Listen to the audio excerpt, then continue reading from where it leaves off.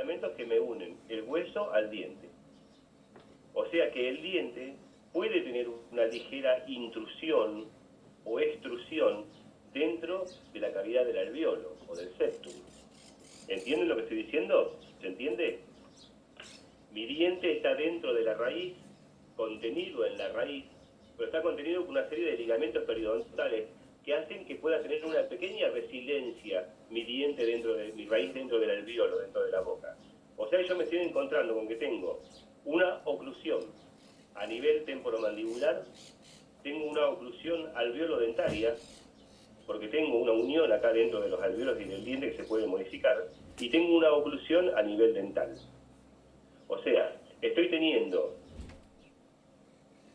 para sostener una fuerza que está haciendo todos mis músculos elevadores, mis maceteros, videos, que están haciendo una fuerza ascendente de la mandíbula hacia arriba, yo me voy a topar con tres contactos. Voy a tener un contacto a nivel del cóndilo, voy a tener un contacto oclusal y un contacto alveolodental. O sea, de estas cosas, de estas tres cosas que estamos viendo que tengo tres situaciones que están condicionando mi oclusión. Tengo una articulación temporomandibular, tengo una oclusión alveolar y tengo una oclusión dentaria. ¿Bien? De estas tres cosas, ¿cuáles son las únicas que yo puedo modificar? ¿Cuál es la única que puedo modificar y cuál es la que ya viene añadida en el cuerpo? La que puedes modificar, la alveolar, ¿puede ser? La alveolar es la oclusión que contiene mi diente dentro del alveolo. Ah, entonces la dentaria. La dental, muy bien. Y después la alveolar no la puedo modificar. La dentaria es la única que me sirve de estas tres cosas.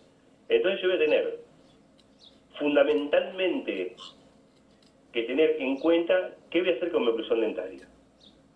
¿Por qué? Porque esto es lo único que puedo modificar para que en todo este proceso de oclusión, ya sea de mi ATM, ya sea de mi oclusión dental o de mi alveolo dental, que es donde inserta el diente, de esas tres cosas, lo único que puedo modificar es la dentaria, listo, me concentro en la dentaria. Entonces voy a tener que tener un estudio importante de toda esa superficie dental para ver si mi oclusión dentaria está óptima.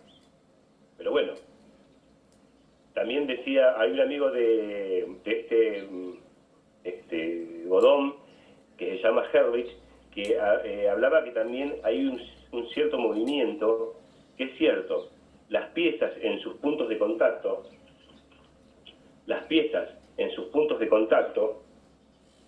perdón que voy a emitir a Sabrina, que está queriendo entrar. La oclusión en los puntos de contacto, al modificarse, al romperse el equilibrio de Godón, como ven acá, digo, de acá se me está rompiendo el equilibrio de Godón, yo estoy perdiendo, estas piezas se me están yendo hacia adelante, están mesializando, esta se está destruyendo. Entonces estoy perdiendo el contacto que me dice Herbie que hay entre todos los dientes. Que yo entre todos los dientes tengo un punto de contacto. Este punto de contacto está ejerciendo un soporte sobre una fuerza. En mi mandíbula inferior,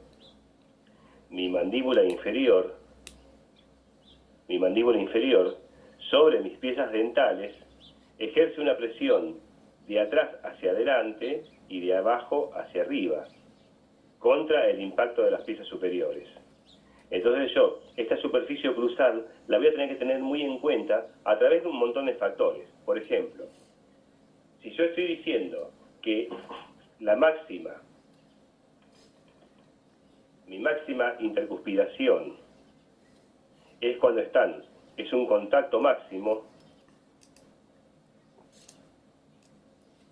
mi máxima intercuspidación es un contacto máximo de todas las superficies oclusales.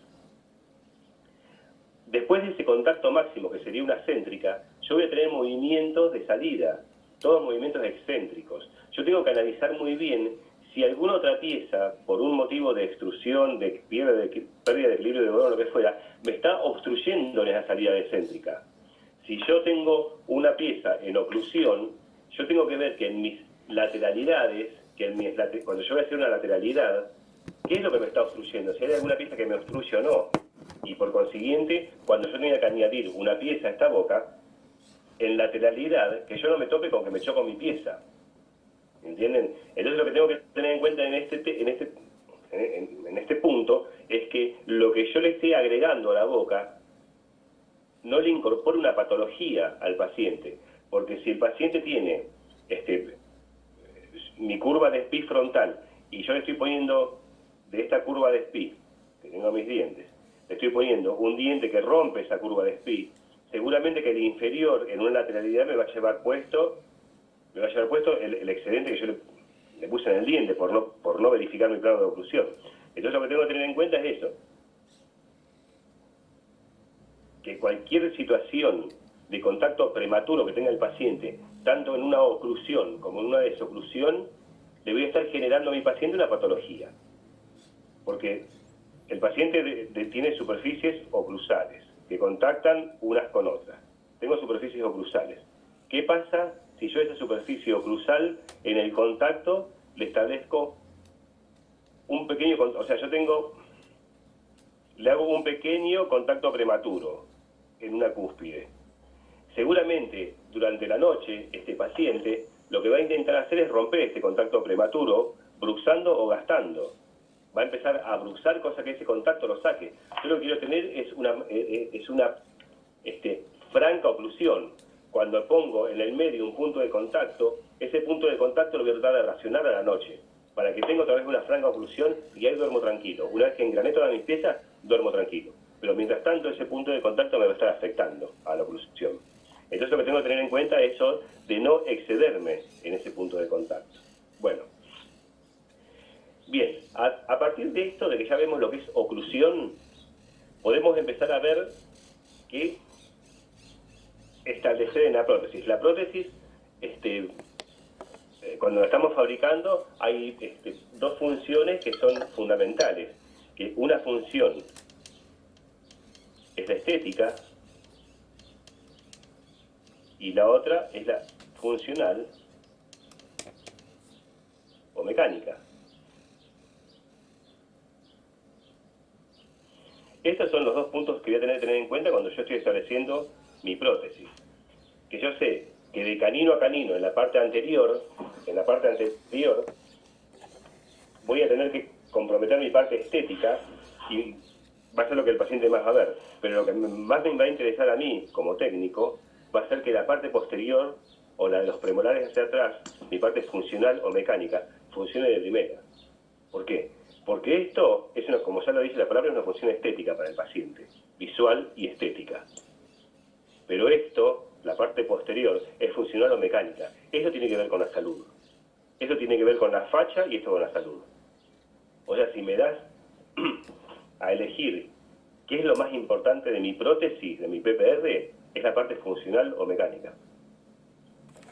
Si me das a elegir, quiero que lo posterior voy a magnificar todo lo que es posterior. Acá voy a poner toda mi música, acá atrás, en lo posterior. ¿Por qué? Porque esto es lo que le va a dar al paciente muchísimas cosas. Primero le va a dar salud. Porque va a estar masticando, haciendo un bolo alimenticio, va a poder, la digestión va a ser mucho más rápido. Todo lo posterior le va a dar salud. Segundo, que lo va a hacer, si le queda bien, la va a utilizar a la prótesis. O sea, junto con esto, no nos olvidemos nunca de las tres funciones específicas de mi prótesis, que son retención, soporte y estabilidad. Yo tengo que tener una prótesis fabricada que tenga una buena retención en boca, que tenga un buen soporte a las fuerzas intrusivas. Soporte, recuerden, el soporte es lo que resiste la fuerza intrusiva, la masticación. La retención es la que resiste las fuerzas extrusivas, o sea, se retiene para que no se salga la prótesis. Y la estabilidad está dada por la oclusión para que no se mueva. O sea, yo tengo que tener mi prótesis fundamentalmente con retención, soporte y estabilidad. ¿Para qué? Para que el paciente se sienta seguro de utilizarla. Y si se siente seguro y le funciona para masticar, la va a utilizar las 24 horas del día. Entonces esto lo va a convertir en una persona que tenga su sistema estomatognático medianamente saludable. Va a tener una buena fonética, va a tener una buena estética por la visión que le vamos a dar anterior, y funcional o mecánicamente va a estar aceptable. ¿Por qué? Porque vamos a tener una oclusión equilibrada. Es lo que yo voy a intentar hacer, es una oclusión equilibrada. Bien. A partir de esto vemos entonces que hay una situación de oclusión y una de desoclusión. La desoclusión, cualquier patología que hay, en la desoclusión descubrimos el bruxismo. A través de un problema que haya en la oclusión que nosotros hayamos designado, o sea, si los dos planos, tanto el superior como el inferior, yo rompo uno de estos planos con una cúspide, seguramente durante la noche voy a empezar a bruxar ambas superficies para gastar esta eminencia. Entonces, a través del bruxismo, voy a tratar de solucionar mi problema que yo hice, ya lo hice yo. Lo puedo haber hecho. Esta irrupción en el plano oclusal, esta erupción, puede estar dada por dos cosas.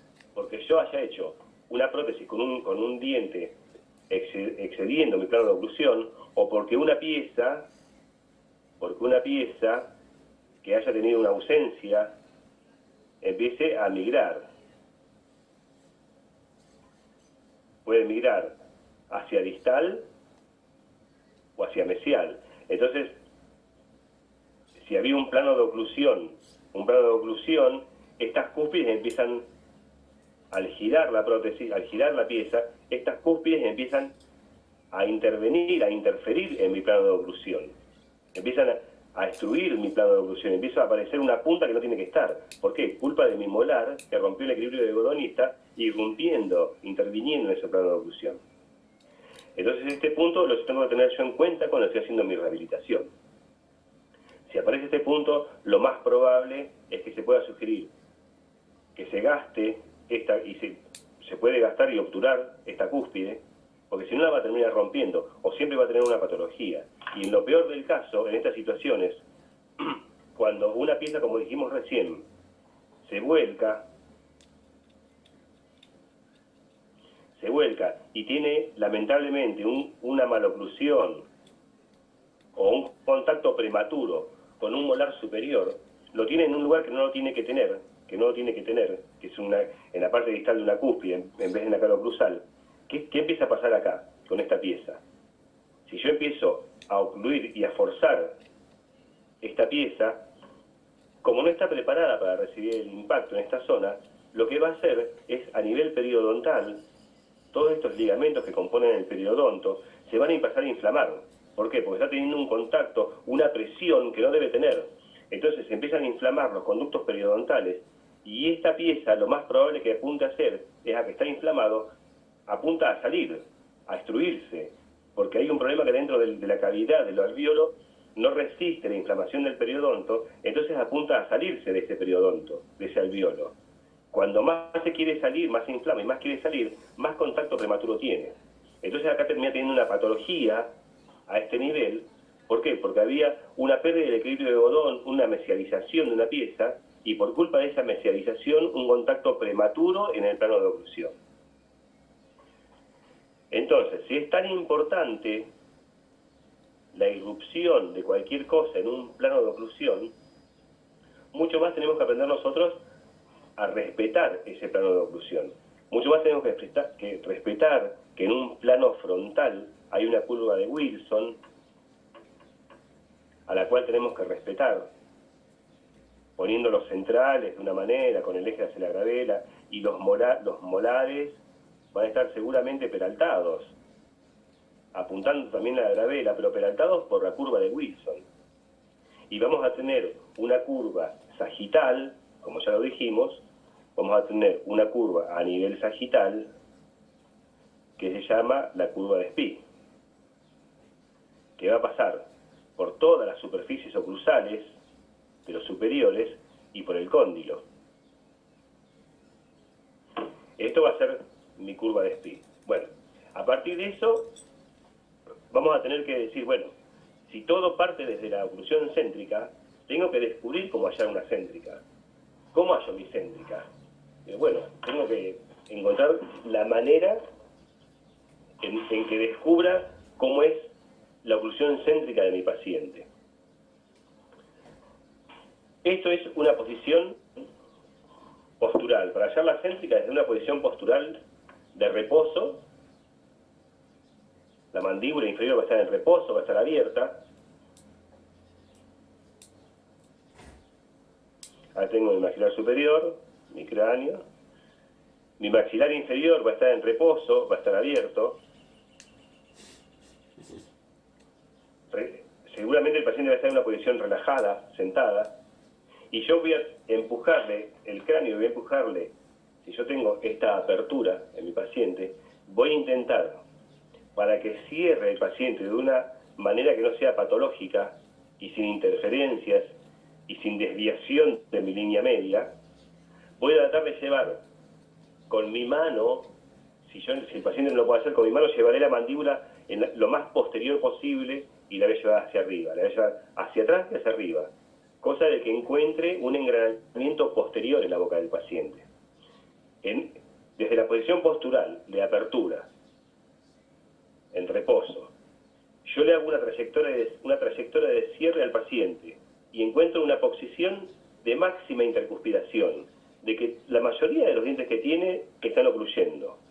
Ahí, en esa máxima intercuspidación, es donde encuentro mi oclusión céntrica. Acá está mi céntrica.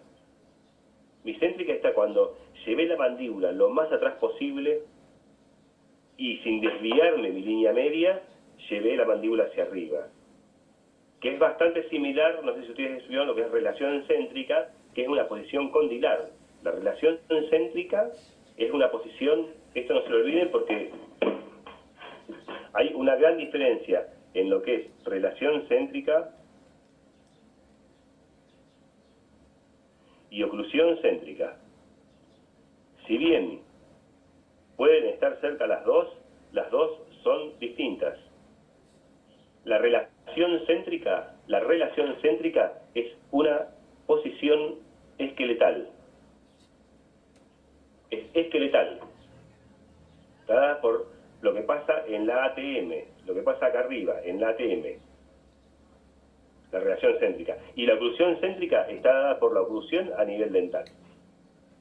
Entonces, bien, yo tengo ya mi céntrica la hallo a través de abrir el maxilar en una situación de reposo, aflojarle la mandíbula lo más posible a mi paciente, llevársela hacia atrás, sin perder mis líneas medias, tanto superior como inferior, llevar la mandíbula hacia atrás y encontrar, a través de un arco de cierre, una trayectoria de cierre, encontrar una máxima intercuspidación.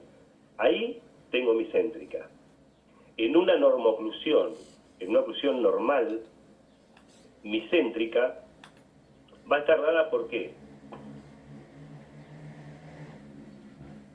Por un contacto que va a ser una cúspide, que seguramente va a ser la del superior, va a coincidir o con un punto de contacto, o con una fosa, o con un reborde marginal también puede ser. O sea que siempre una cúspide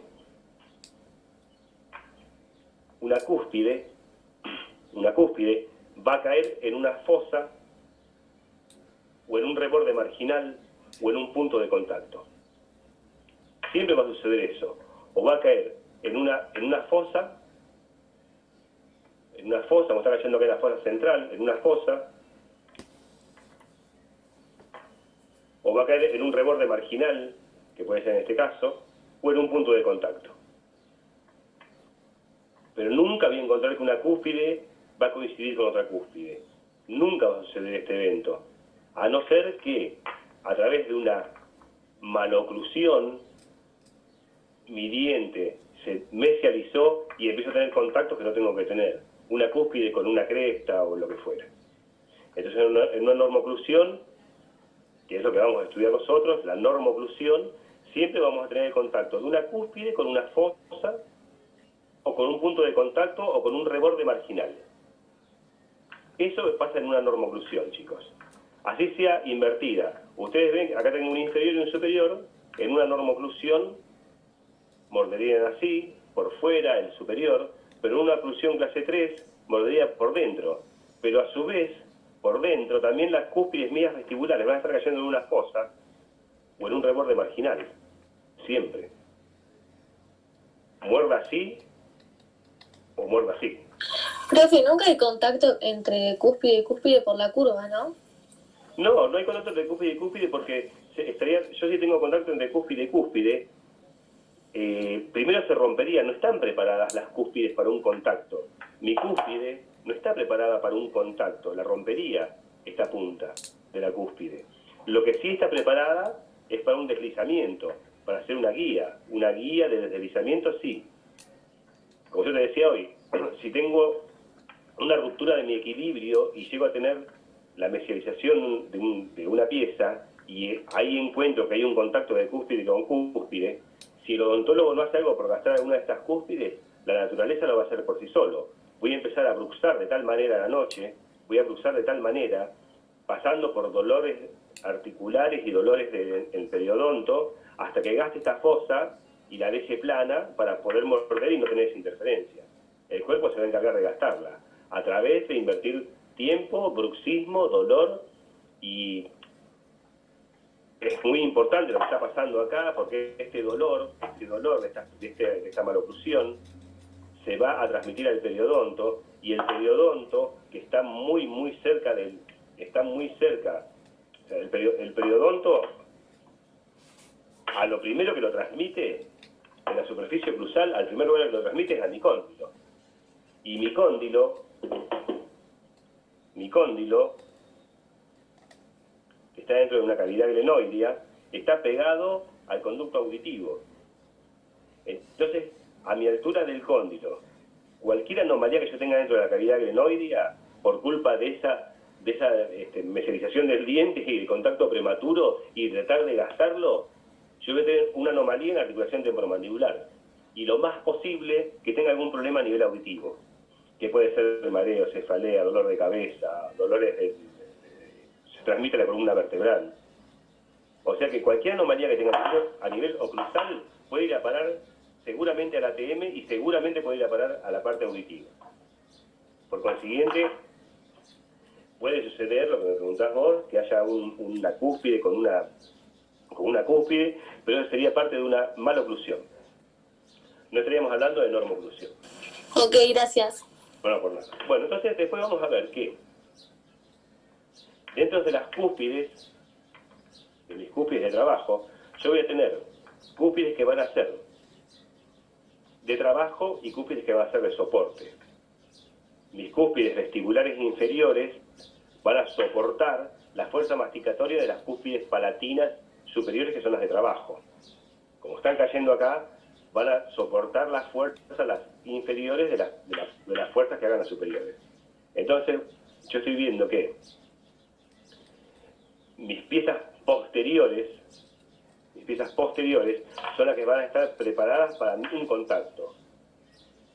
Al tener una cara oclusal, están preparadas para un contacto, mis piezas posteriores. Se me estaba apagando. Ahí se apagó. Y las piezas anteriores no están preparadas. Las piezas anteriores no están preparadas para un contacto. Están preparadas, sí, para una lateralidad, para una guía en lateralidad. Chicos, cualquier pieza que esté, por el motivo que fuera, extruida de mi plano de oclusión, lo que hablábamos hoy, yo tengo en una apertura, en un despegue de los labios, en este despegue de los labios, muy suave, en un despegue suave de los labios, yo voy a encontrar un espacio negro acá adentro,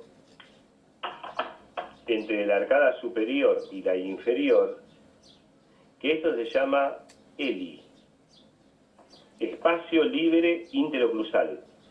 Esto es el espacio libre interoclusal,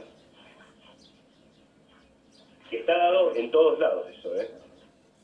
Yo abro esto,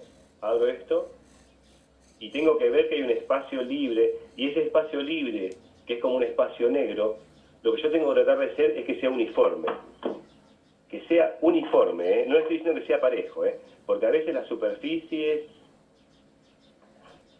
del contorno de una pieza, del contorno de un plano de oclusión superior es así, y el contorno del plano de oclusión inferior debe continuarlo, debe ser igual. O sea, yo abro los dientes y más allá de que mi plano pueda corcovear, mi plano no pueda ser tan plano, el espacio libre me está diciendo que el agujero negro que yo veo acá atrás tiene que ser parejo en todos lados. Tiene que ser, si bien acá atrás va a ser más chico y adelante más grande, pero tiene que ser parejo y armonioso, ese espacio libre interoclusal. Bien. Ya estamos hablando de algunas, bueno, dentro de las patologías que podemos tener con respecto a una maloclusión, como yo decía, yo tengo mi plano de oclusión, y hay una pieza que se extruye o que lo rompe, seguramente lo que voy a estar haciendo acá es una patología, porque voy a empezar a bruxar, a tratar de gastarlas, a tratar de gastar todo esto, o de última voy a armar un arco de cierre distinto para esquivar eso. Yo tengo un contacto prematuro en un arco de cierre normal, tengo un contacto prematuro, y mi mandíbula seguramente lo que va a hacer es tratar de esquivar ese punto de contacto y hacer un contacto, una manera de cierre distinta para esquivar esa interferencia. Entonces el paciente empieza a tener un arco de cierre patológico. Para eludir un punto de contacto prematuro, tengo un arco de cierre patológico, esquivando ese punto de contacto. Entonces yo cuando tengo que hacer la rehabilitación, por eso es fundamental en una rehabilitación tener una observación plena de lo que es la oclusión del paciente, toda la oclusión del paciente. Yo tengo que tener una visión plena y total de cómo son las superficies articulares de mi paciente. Acá hay bueno, en este caso, tiene más lejos. Acá tengo un caso que se mesializó, y acá tengo lo que me preguntabas recién vos. Tengo una cúspide en contacto con otra cúspide, a través de la mesialización. Acá tengo uno que se distalizó, y ese también que se mesializó. Y acá tengo medio cúspide con cúspide, pero al ser canino, tiene canal cruzal, va a quedar como despegue. Así que no importaría. Pero hay un desequilibrio cruzal cuando hay ausencia de dientes. Entonces lo que tengo que hacer es, si el paciente, por ejemplo un portador de completas, tenía un desarrollo oclusal que no estaba bien dado, seguramente su arco de cierre sería patológico. Entonces lo que yo tengo que tratar de hacer, a través de lo que fuera, de prepararlo al paciente, de estimularlo o de la manera que sea, encontrar que el paciente tenga un arco de cierre que no sea patológico, o sea, que sea normal. Y una de las mejores maneras de hacerlo, un paciente totalmente desdentado, es desde la apertura de la mandíbula, relajar su mandíbula, es lo mismo que hacíamos acá. Relajo su mandíbula en la apertura y trato de llevarla a la posición, como es la relación céntrica, la posición más posterior, superior y media del cóndilo dentro de la cavidad. Lo que hablábamos recién, mi relación céntrica va a ser cuando el cóndilo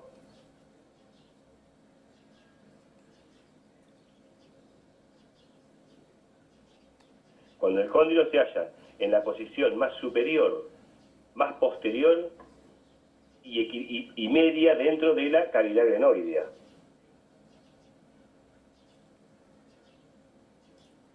O sea que va a ser, si el articulador es el que me está simulando lo que es la cavidad glenoidea, esa sería mi cavidad glenoidea y esos serían mis cóndilos.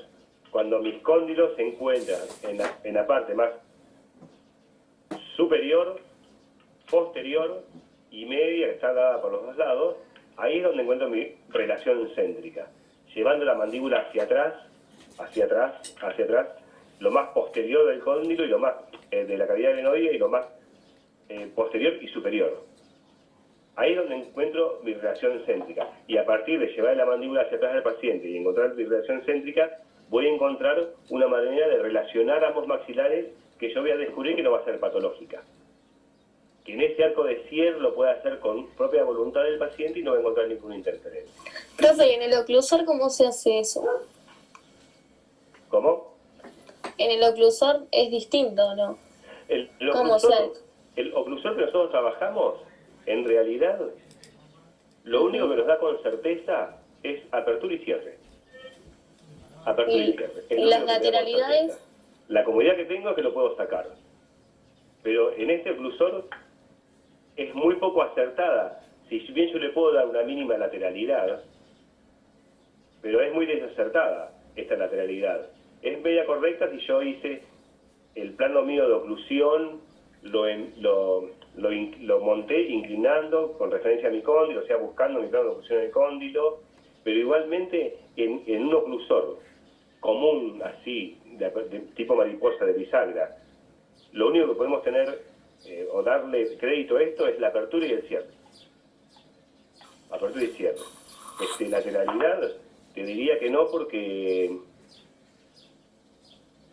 esto es un eje acá atrás, es un eje, no es como esto. Acá tenemos una cavidad que yo me puedo dar a través de mi guía incisiva del articulador y de mi plano, de mi guía incisiva, bien digo, de mi vástago incisal y de mi guía incisiva, yo puedo mover mi mandíbula hacia adelante, y yo sé que como está dentro de algo que simula mi cavidad glenoidea, cuando vaya hacia adelante también va a bajar, porque así es mi superficie articular en la cavidad glenoidea. Claro, No es eso una cosa sería... plana, es una cosa que baja, o sea que si yo voy hacia adelante con mi mandíbula, también voy hacia abajo.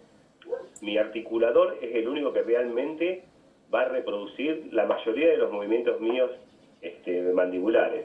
Acá lo único que puedo tener en cuenta es mi apertura y mi cierre.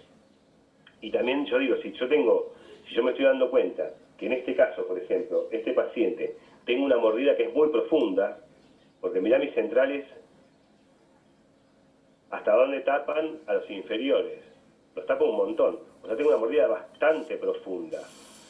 Ah, se da por el overjet, overbite. Muy bien lo que dijiste, muy bien, es overbite. Este overbite que es bastante amplio, yo me estoy dando cuenta también que no puedo tener un plano oclusal posterior que sea, valga la redundancia, que sea muy plano. O sea, seguramente cuando esta persona hace lateralidad, los dientes superiores, que es la guía canina, todos estos dientes anteriores, están haciendo que la mandíbula descienda mucho para poder salir de su céntrica. Entonces yo seguramente con los posteriores le tratar de acompañar toda esa situación en este paciente. Bueno, de hecho ya hice el enfilado.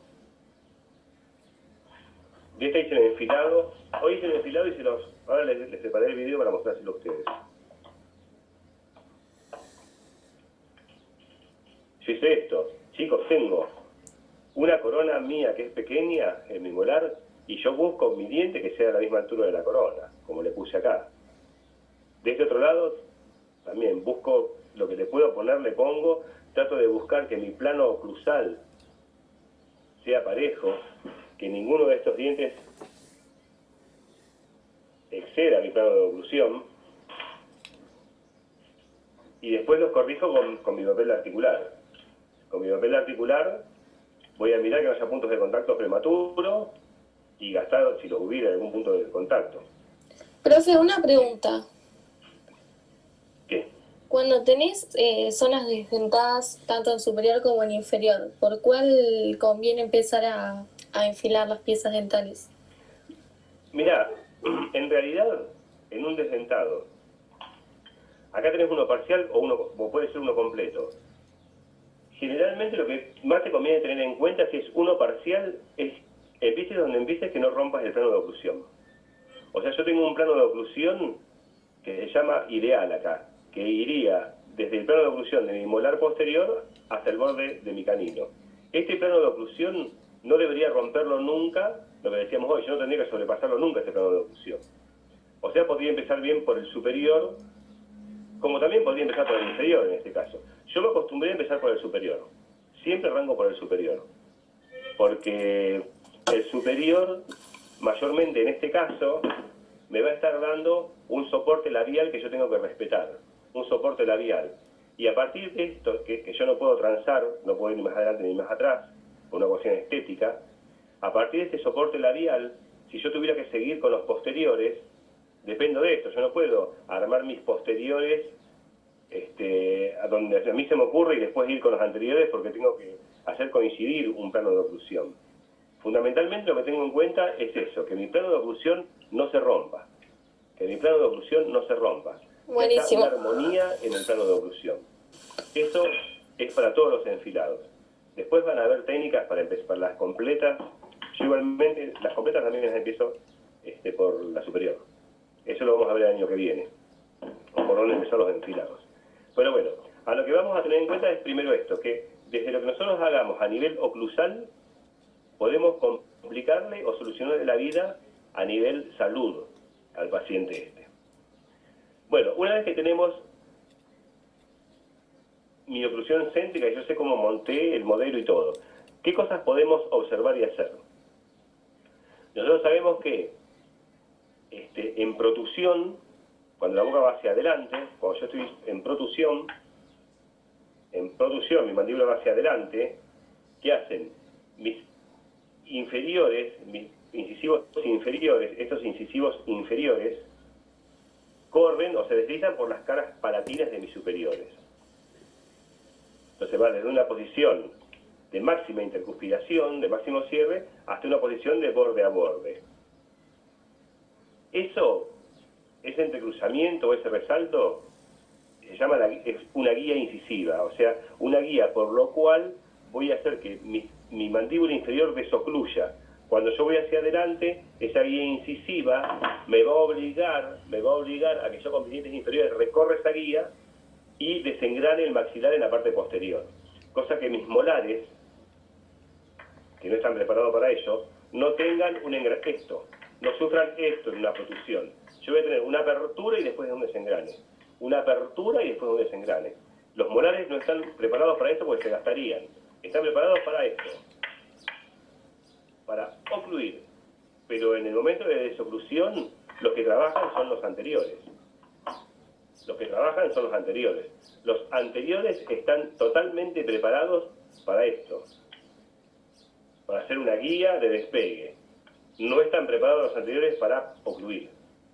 Porque les matás los bordes.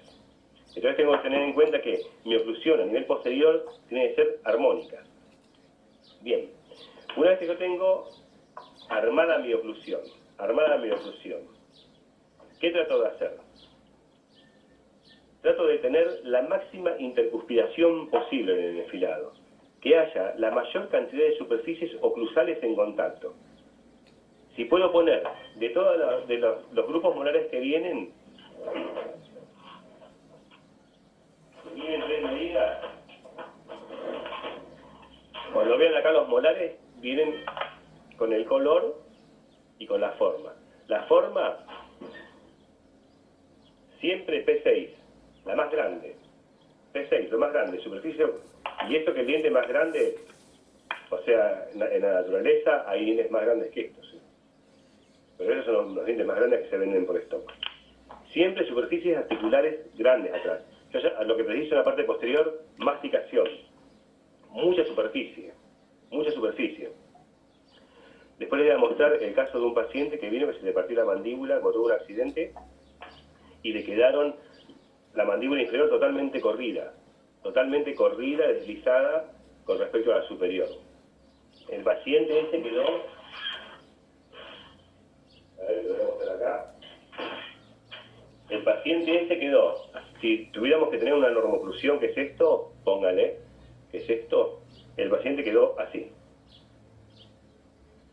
Quedó así por el accidente. Se le partió la mandíbula al medio acá y el cóndilo también se le rompió. Le pusieron implantes por todos lados y el tipo está con la boca así, y estos centrales rotos, estos centrales partidos de tanto cruzar con el inferior y le faltan los posteriores. Ahora lo que vamos a hacer en la rehabilitación es tratar de que los dientes caigan arriba de mi reborde residual, los que yo enfile, y que a su vez tengan oclusión. ¿Cómo lo vamos a hacer? Todavía no sé, una vez lo tenga montado de trabajo, se los voy a mostrar para que ustedes lo vean. Pero lo que yo tengo que lograr es que haya equilibrio y que haya una máxima superficie oclusal para masticar. Una vez que yo tengo el diente, o sea, yo busco poner mi diente como en este caso.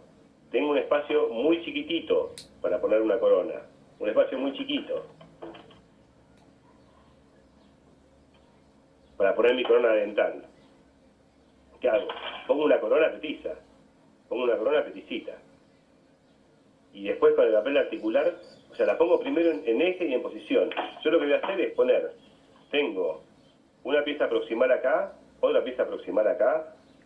Yo quiero poner una pieza acá en el medio, yo voy a poner mi pieza en la posición que yo necesito, manteniendo el eje paralelo a mis piezas proximales. Después todo lo que pase acá a nivel oclusal, y es más, y manteniendo la altura de mi corona. Todo lo que pase acá abajo, cuando yo gire el modelo, esto está visto de costado, lo que pase acá en oclusal, todo lo que pase acá adentro, en oclusal, con respecto a mi contacto inferior, lo voy a modificar con papel articular. Yo pongo mi diente en la posición que yo lo quiero tener, y después lo que tengo que hacer es, me voy a mi papel articular, contacto, y donde le encuentre contacto lo gasto. Porque yo mi diente, mi contacto con una pieza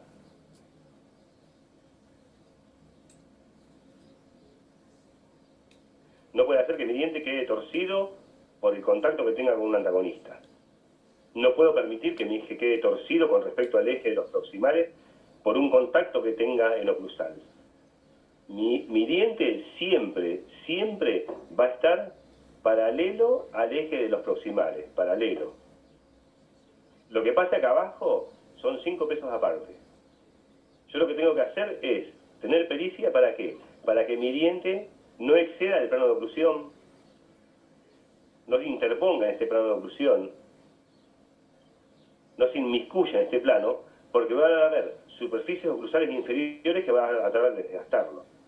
Y ese desgaste lo van a hacer a través de una patología en la ATM, atrás. Entonces yo lo que tengo que ser muy consciente es de que mi plano de oclusión no lo tengo que sobrepasar por nada en el mundo. Eso es lo que tengo que tener en claro con respecto a esto. Y que mi eje de las piezas, mi eje, sea paralelo al eje de los proximales. Después hay otra cosa con respecto a esto. ¿Cuándo pongo en mi enfilado dental, cuándo pongo un flanco vestibular o cuándo no lo pongo al flanco vestibular? Cuando yo tengo una extracción de una sola pieza, seguramente si yo veo por vestibular, va a ser despreciable, muy despreciable el resumen que tiene, la depresión que tiene mi maxilar en esta sola extracción es despreciable, no es muy grande, pero si es una brecha grande, acá está recién extraído, por eso no se deprimió, pero si es una brecha grande, como esta, sí se va a deprimir mi maxilar. Acá tiene un ejemplo. ¿Ven que en un solo diente no se deprimió demasiado por vestibular? Acá tiene una extracción reciente. Pero en este tramo, que se trajeron 3 o 4 dientes, sí se deprimió muchísimo la encía. Entonces lo que yo voy a hacer, en este caso, que yo veo que se le deprimió mucho la encía, voy a tratar de contrarrestar esa depresión con un flanco vestibular, que a su vez me va a servir para agarrar las colas de los retenedores si quisiera, en el caso de que quisiera. Pero mi flanco vestibular va a estar, aparte de haciendo que la prótesis